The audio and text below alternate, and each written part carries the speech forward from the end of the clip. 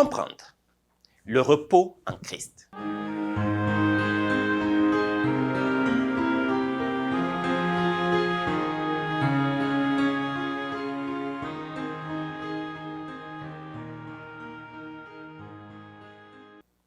Bienvenue à votre émission.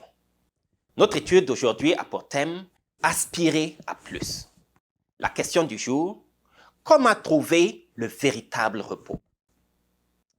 Le vol se déroulait sans incident jusqu'au moment où le commandant de bord annonça depuis le poste de pilotage que l'avion allait devoir traverser une grosse tempête. Peu après, l'avion se mit à trembler violemment au milieu des éclairs éblouissants et des grondements de tonnerre. Tous les passagers étaient visiblement épeurés. Tous, sauf une petite fille assise au premier rang, en classe économique. Elle était occupée à faire un dessin sur un cartable qui était posé devant elle. Après ce qui lui a semblé une éternité, l'avion a finalement atterri à destination sous les applaudissements et acclamations des passagers soulagés d'être de retour au sol. L'un des voyageurs qui, dans les moments tumultueux, avait remarqué le calme de la petite fille, s'approcha d'elle pour lui demander comment pouvait-elle rester aussi calme au milieu d'une tempête aussi violente dans un avion qui avait l'air de tomber en morceaux. « Je n'avais pas peur, dit la petite fille à l'homme surpris. Mon père est le pilote et je savais qu'il me ramènerait à la maison. Mon père est le pilote et je savais qu'il me ramènerait à la maison. » En effet, la petite fille avait même au milieu de la tempête trouvé le repos. Son repos se basait sur la confiance, ou dirais-je la foi absolue qu'elle avait en son père. Elle était convaincue que quelle que soit la situation,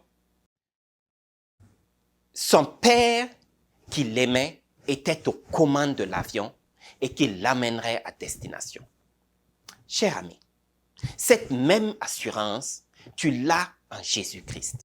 1 Pierre 5, verset 7 nous dit « Déchargez-vous sur lui, parlant de Jésus, de tous vos soucis, car lui-même prend soin de vous. » Et dans Matthieu 11, verset 28, Jésus nous dit « Venez à moi, vous tous qui êtes fatigués et chargés, et je vous donnerai du repos. » Si tu es fatigué de porter tout seul ton fardeau de problèmes, sache que Jésus t'offre à toi qui m'écoutes aujourd'hui l'opportunité de t'en décharger et de recevoir le repos que lui seul peut donner. Mais il est évident que votre foi sera mise à l'épreuve. Comment donc garder la foi malgré les épreuves? Lorsque j'avais autour de 10 ans, j'aimais planter des arbres, particulièrement des arbres fruitiers, tels que les manguiers. La première étape est très facile. Manger la mangue, extraire la mangue et la planter dans un pot rempli de terre, de préférence riche en azote et en potasse. Puis se rassurer que le sol est quotidiennement arrosé jusqu'à ce que la jeune plante commence à sortir du sol, ce qui prend entre 2 à 3 semaines.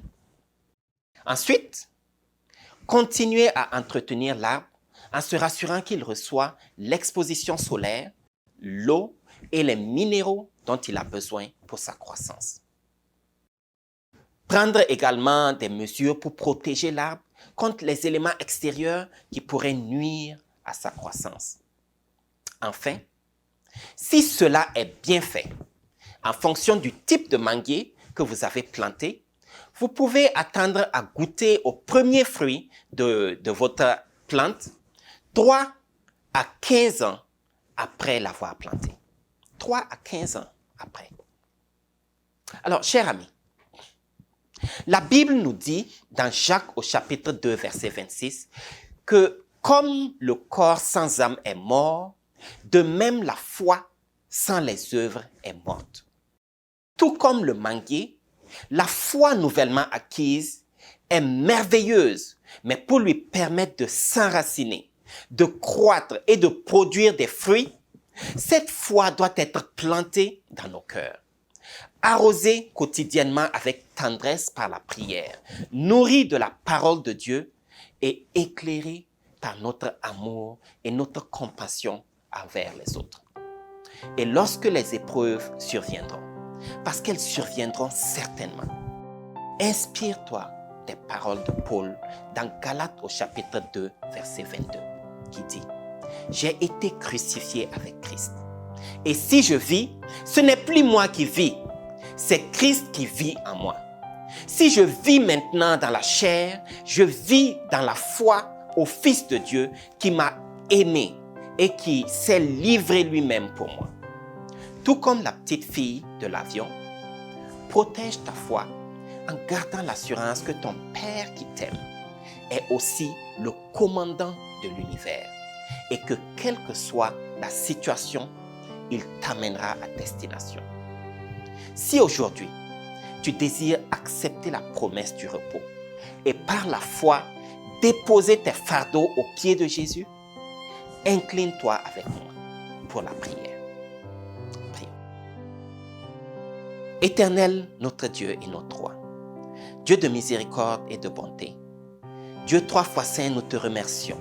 Nous te rendons grâce pour tout ce que tu fais pour nous, pour ton amour envers nous, pour ta protection que tu nous accordes, pour l'opportunité que tu nous donnes aujourd'hui de déposer nos fardeaux à tes pieds, pour l'assurance du repos que tu nous donnes si nous nous confions à toi. Éternel Dieu Tout-Puissant, tu es aux commandes de l'univers et nous sommes tes enfants. Nous avons confiance en toi et nous avons l'assurance que toi seul es au contrôle de nos vies et que tu nous amèneras à bon port. Gloire, honneur, magnificence te soit rendue. Merci pour mon ami qui m'écoute aujourd'hui et je te prie afin que tu prennes son fardeau et que tu lui accordes le repos. Gloire te soit rendue car nous t'avons prié au nom de Jésus-Christ.